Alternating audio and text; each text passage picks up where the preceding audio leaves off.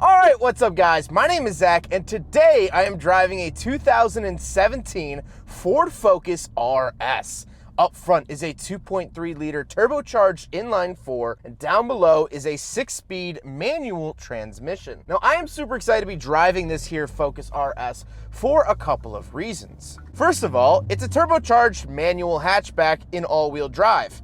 You can't really beat that combination. But the second reason is the fact that when I started getting into doing my own car reviews, which was around 2016, 2015, this was the car to review. Every big YouTuber and every big car publication had their thoughts on the Focus RS.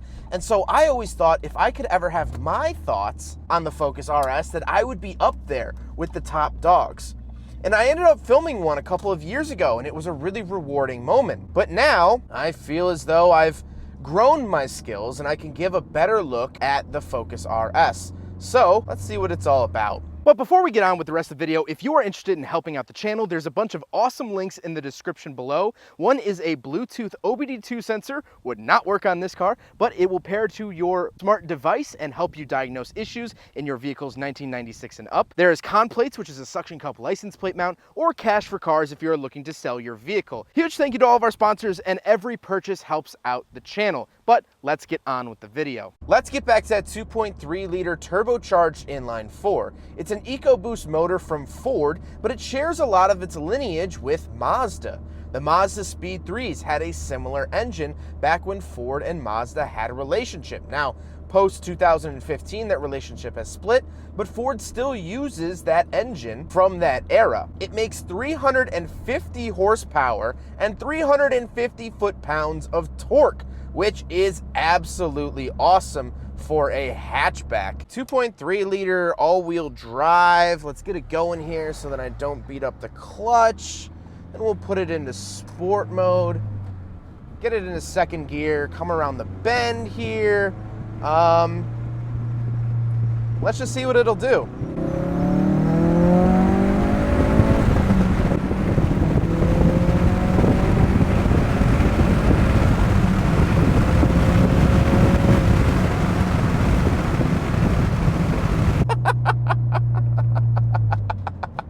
It'll do a lot is what it'll do. This is fun. This 350 horsepower is perfect. I don't feel like the car is out of control. I didn't really feel that scared doing the speed I was doing the pull I was doing. It feels very solid, feels very stable. And honestly, yeah, people build these for big power. They do a bunch of things, but honestly, I don't think you need it. What you do need though is to look out for the head gaskets. These cars have had head gasket issues from day one. Now, Ford has since released an updated head gasket design. It's actually a completely different part number than the original head gasket, and they've warrantied out a couple of cars, but that seems to be the big complaint with these cars. If you upgrade the cooling system, people have gotten away with not having issues, which is fantastic, but just something to look out for if you go to look for a Ford Focus RS and there's a bunch of white smoke coming out the back, just know why.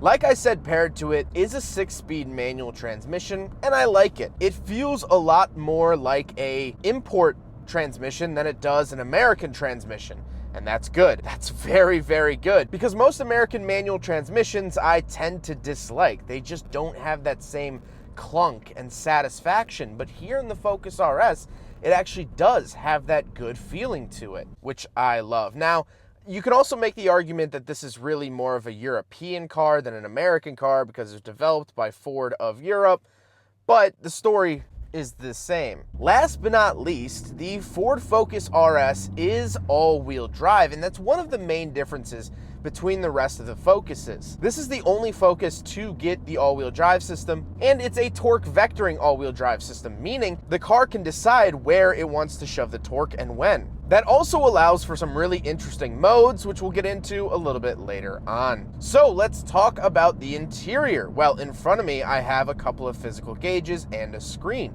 On the left, I have my tachometer. In the center, I have the screen, which we'll talk about in a second, fuel and coolant temperature. And then on the right, I have my speedometer. That screen is very highly customizable. Ford is very good in the modern era of giving you tons and tons of information. This wasn't always the case, but in the last 10 years, they've really stepped up their game, giving you everything you would want to know about your car. And I really, really love that. On the steering wheel on the left, I have my controls for that center gauge screen we just talked about, as well as I do have my cruise control options. And on the right, I have my skip track, volume, and voice command. This is an RS specific steering wheel. It's wrapped in this nice leather with the iconic blue RS stitching. It matches the Brembo brakes on the outside, which I absolutely love. On the turn signal stalk, I actually have suspension settings. So this is apart from the drive modes. I can actually adjust the suspension and put it into sport mode or leave it in regular mode if I'd like to. Now, this car is on lowering springs. However, the fact that it's on lowering springs does not actually change the fact that I can change the dampening. And to the left of me, I have my headlight switches, dome light switches, fog light switches, things like that. Moving on to the door, I have my power lock and unlock up top, power mirrors, and my power windows. Then moving into the center, I have 3 little gauges for my oil temperature, my boost pressure, and my oil pressure. Now these are really, really good gauges. It's really solid information you would want to have if you were to track this car or do spirited driving. You're gonna want to keep an eye on those oil temps and oil pressures, and boost is just fun to look at. Then we do have the Ford infotainment system, so we'll pull over and give it a good look. All right, so let's talk Ford infotainment here in the RS. Well, first of all, it is touchscreen, and it has relatively good touch feel. We can go to settings here. I have a couple different pages. We can go to vehicle, which just has camera settings, which I feel like could just be called camera settings, but that's okay. I do have Android Auto and Apple CarPlay, which is fantastic, especially for 2017, getting up to being 5 years ago in 2022 here, so which is kind of crazy to think about. But Apple CarPlay, Android Auto, very nice. I can also set up a Wi-Fi hotspot if I'd like. I do also get navigation, as well as, of course, regular audio, Sirius XM, all that stuff that I would want. I don't really get any fun or cool apps in here. It would have been cool to get a screen that's like your torque split or, you know, some fun RS type screen like they do in like the Broncos and some other new Ford products, but not the end of the world, of course. Last but not least, we could chuck it here into reverse, pull up and over, and this is our backup camera. The lines do adjust when you turn the steering wheel, which is very nice.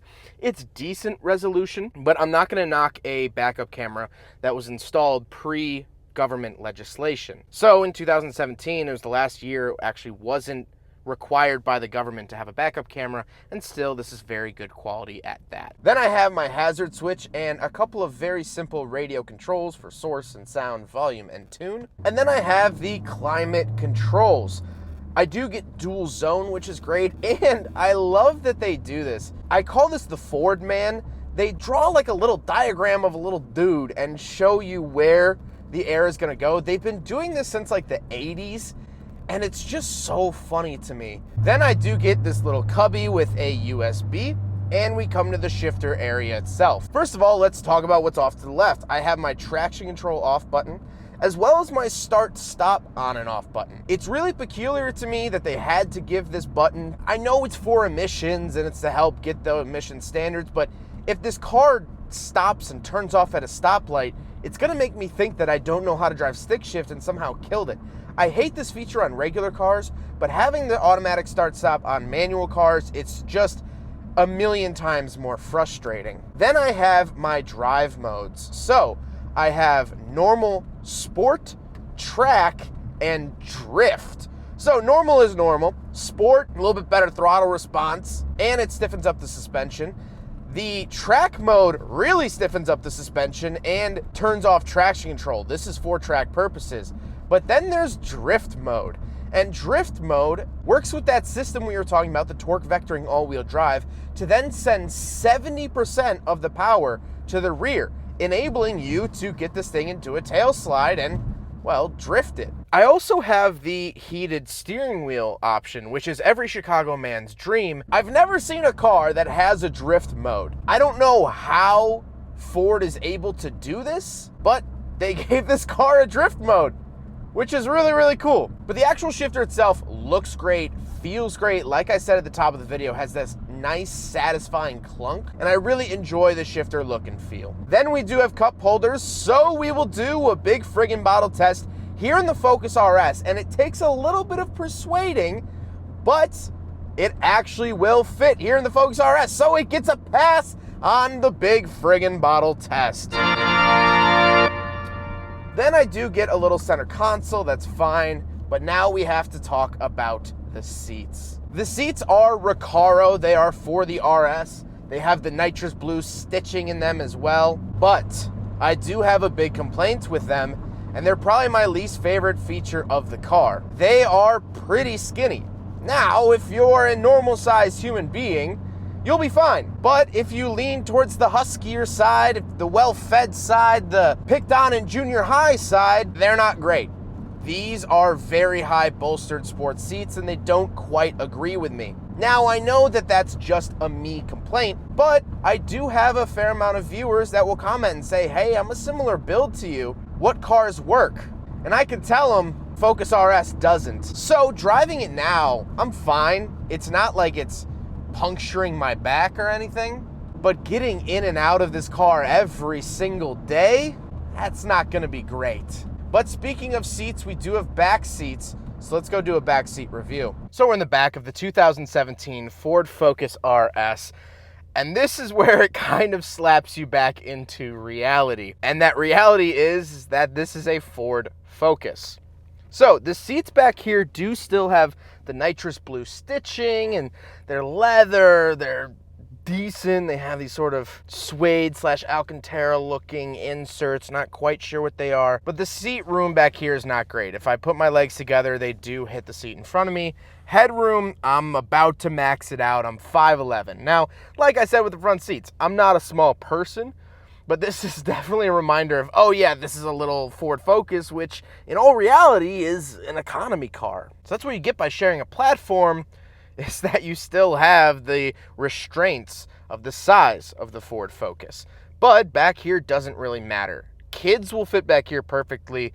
Average size adults will probably be fine. It's not the end of the world, but you have to remember that once you get past those front seats, space is not quite at a premium. Speaking of space, let's go take a look at the trunk, because I don't believe I did that with the first RS I reviewed. So now let's actually do a trunk and cargo space review. All right, now we're on the back of the Focus RS. Pop the trunk here. No power tailgate or anything like that, but it's very easy to open. Once we are in the back here, I can pull up this tab here. This is the factory, quote, subwoofer. It's not a real subwoofer, but adds to the bass for sure. The nice tire inflator. I don't actually get a spare tire, and I don't really have anything interesting on the sides. The second row of seats does fold down if you'd like to do that. And it makes this car super practical. Groceries are gonna go in easily, hiking equipment, moving in and out of college. I mean, this is on par with every other hatchback in its segment, like the Mazda 3, like the Corolla hatch, probably more actually than the Corolla hatch. And so you can easily live with this. You're gonna be able to fit a ton of stuff back here. Take the front wheel off your bicycle, shove it in the back. Or get one of those roof racks that everyone with these cars loves. So the possibilities are endless, and that makes this car super practical. Now we gotta talk about the looks, and I absolutely love the look of this here Focus RS. This is finished in shadow black. There were 4 colors offered here in 2017. This is shadow black, but you could also get frozen white, nitrous blue, which is like the iconic one, and then also stealth gray. Now, interestingly enough, if you ever see a factory red, race red Focus RS, that's actually only from 2018. I love the design of the Focus RS, even though it shares its core design with a base model Focus. I think the added accents, the rear roof spoiler, the front grille, all make this car really, really cool looking. This really does hold a special place in my heart. Driving the first Focus RS I did was really the first time that I felt achievement in my profession, or what would soon become my profession. And that to me is worth more than any car. The satisfaction of knowing that, hey, maybe I'm worth something. That's what the Focus RS has told me and taught me through the years. Anytime I see one of these, a smile is shown across my face. So let's get to my final thoughts. What do I think of the Focus RS as a car now several years removed? Well, I think the Ford Focus RS is a fantastic car. It's really, really good. It's fun to drive. It's engaging. It keeps me on my toes and yet still comforts me as well. In terms of a sporty one-car household, it doesn't get much better than this. It really doesn't. This car can pretty much be anything you want it to be. A grocery getter, yes. A sports car, yes. A track toy, yes. A commuter car, yes. It checks a range of boxes. Like this.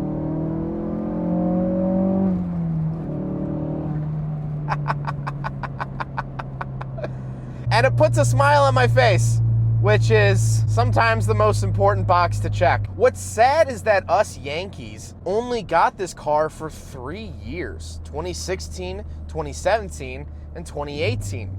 After 2018, Ford killed it here in the US, along with all of its sedans. You can't even get a regular Focus anymore. Can't even get a Fiesta anymore.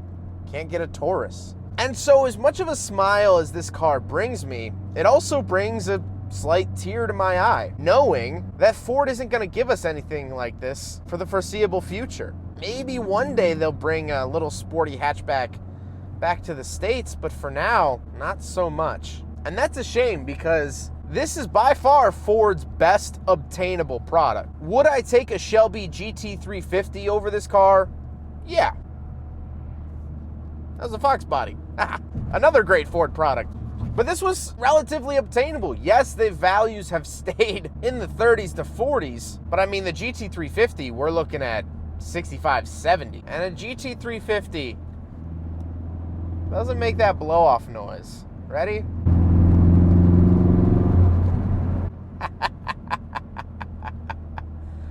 Oh man, this is the best car that Ford made in the 2010s. It's just a shame that it stays in the 2010s. Well, I hope you guys enjoyed the video. Huge thank you to Ben for letting me take out his Focus RS. I was so happy to get behind the wheel of these yet again, and it's just so satisfying to know that I was right the first time. These are amazing cars. But when I first filmed it, they were still in production, and now they're not. But again, huge thank you to Ben. I hope you guys enjoyed the video. Don't forget to rate the video, comment on the video, and subscribe if you really liked it. Take care, guys.